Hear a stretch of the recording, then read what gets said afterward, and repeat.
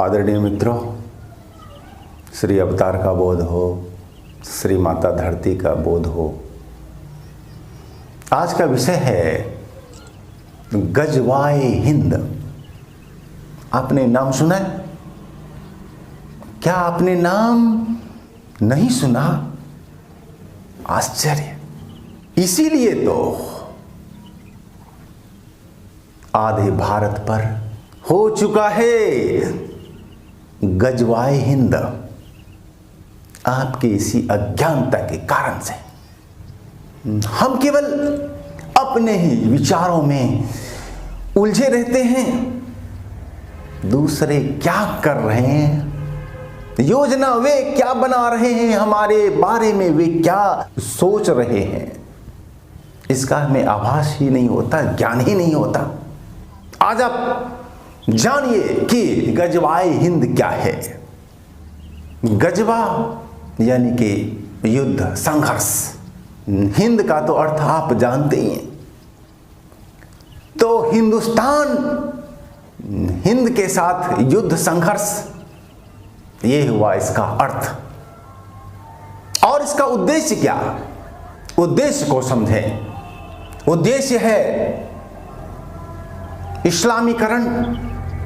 इसका लक्ष्य है सारे मंदिरों, मूर्तियों,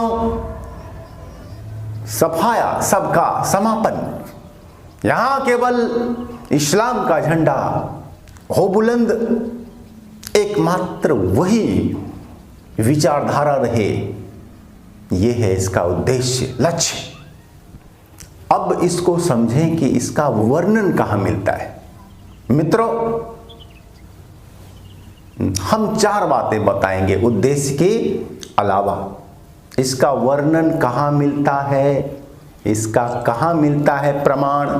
नंबर एक, इसके समर्थक हैं कौन कौन, यानी कि कौन चाहते हैं कि गजवाए हिंद हो।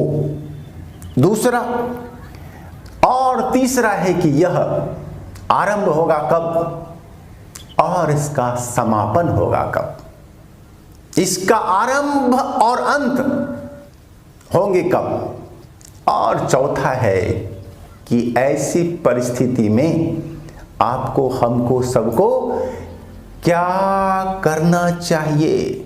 मित्रों, यदि हमारा वीडियो आपको अच्छा लगता है तो इसे शेयर करें और हमारे चैनल के सदस्य बने, औरों को भी जोड़ें, इस विचार को फैलाएं।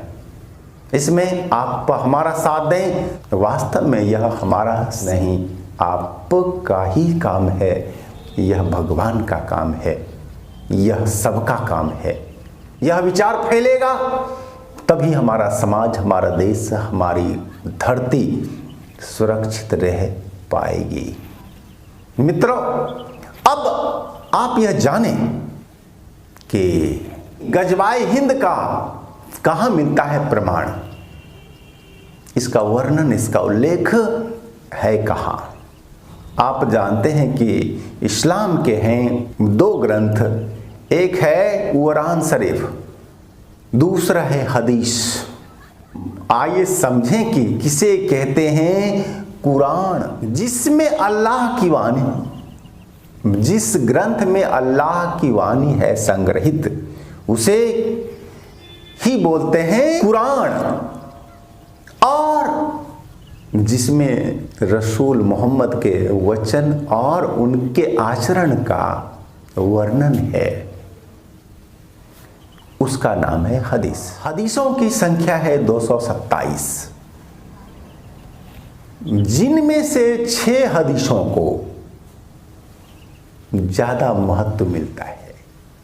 मित्रों, ये दोनों ही ग्रंथ इस्लाम में अत्यंत ही महत्वपूर्ण हैं और वे इन्हें अत्यंत शुद्ध और पाक समझते। और इन्हीं हदीसों में मोहम्मद की वाणियों में उल्लेख मिलता है कि गजवाए हिंद होगा, यानी हिंदुस्तान के साथ संघर्ष युद्ध होगा और हिंदुस्तान का अस्तित्व समाप्त, मूर्ति पूजकों को समाप्त दिया जाएगा कर, एक भी मूर्ति पूजक न बचे।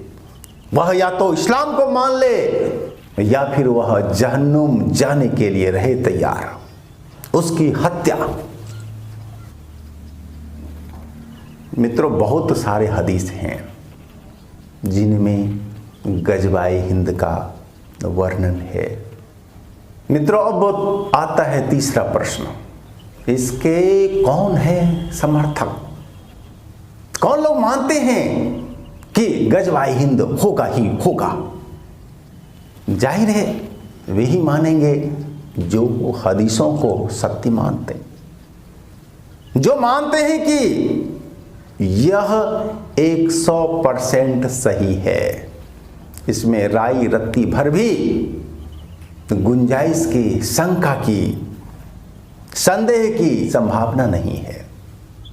वैसे लोग हदीसों को सही मानते हैं और जो हदीसों को सही मानते हैं वे ये भी मानते हैं कि ऐसा होगा ही।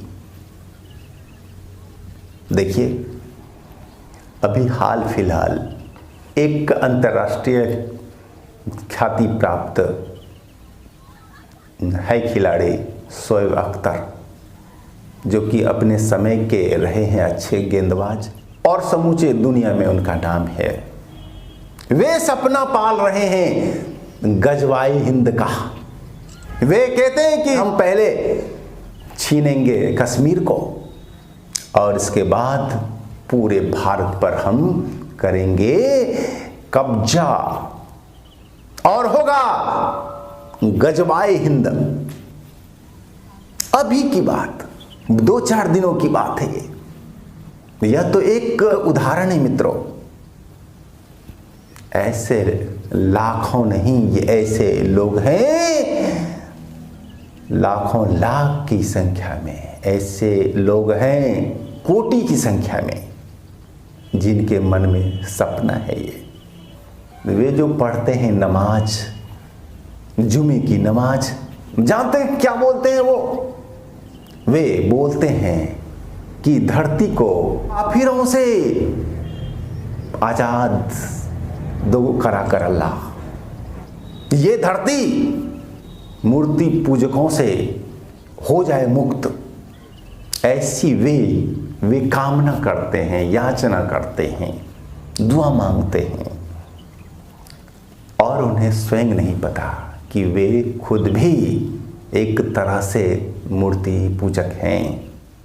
बिना मूर्ति को माने, सिंबल को माने, संकेतकों को माने जीवन नहीं चल सकता है।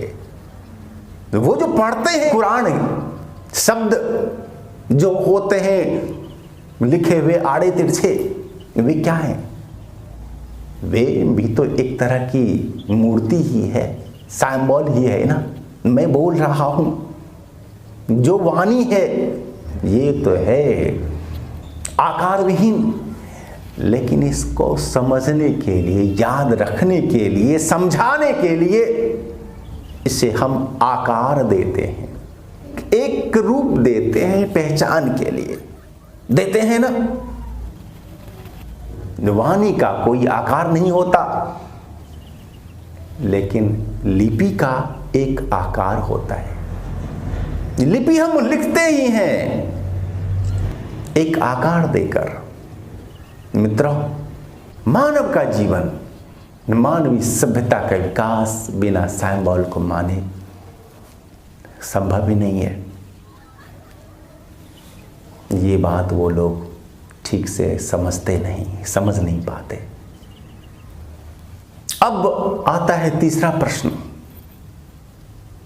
कि यह आरंभ होगा कब? गजवाए हिंद आरंभ होगा कब?